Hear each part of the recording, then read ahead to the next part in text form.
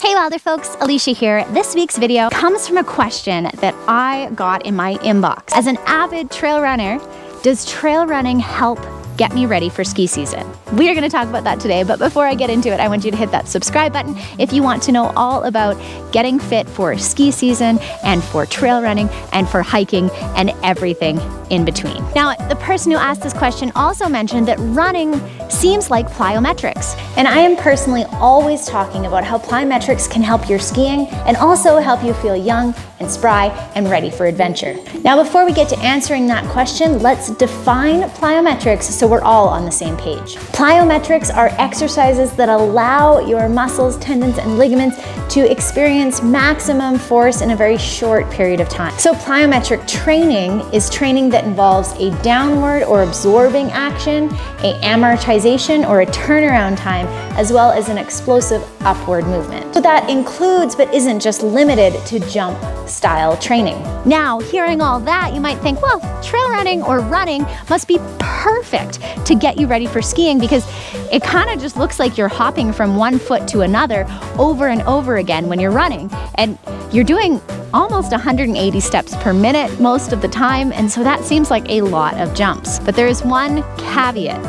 And unfortunately, it means that running itself is not going to exactly translate to the kind of increased bone density and connective tissue strength that we want for skiing and for longevity. Now, that one caveat is that when you're running, you are always applying force in almost exactly the same way. It's as if you're doing the same plyometric jump over and over and over again. But you see, the reason plyometrics are so good for us is because of the variety of forces they're putting us under. When I'm jumping laterally and then at a 45 and then a little less laterally, all those different forces are helping my body lay down the tissues that I need to be strong in a variety of directions.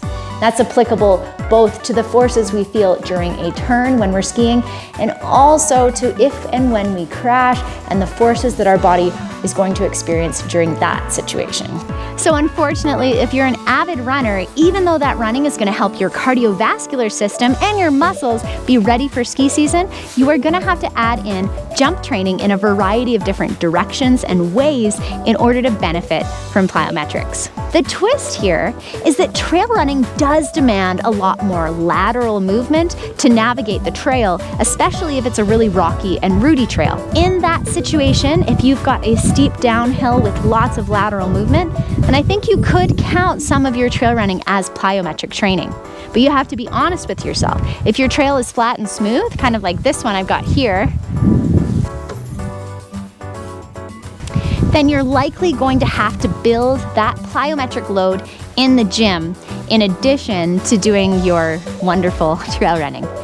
Now, if that's the case, not to worry. I've got 2 videos on how to do plyometric training, and I've even got some follow-along plyometric training videos that I'll link to in the description below. And if you do our 8-week pre-ski program, we build in plyometrics at the level that's correct for you into your training. So if that's something that interests you, I want you to check out the description below, and I want you to have a wilder week. Send me more questions. I love answering these, and I love hearing your approach to getting ready for winter.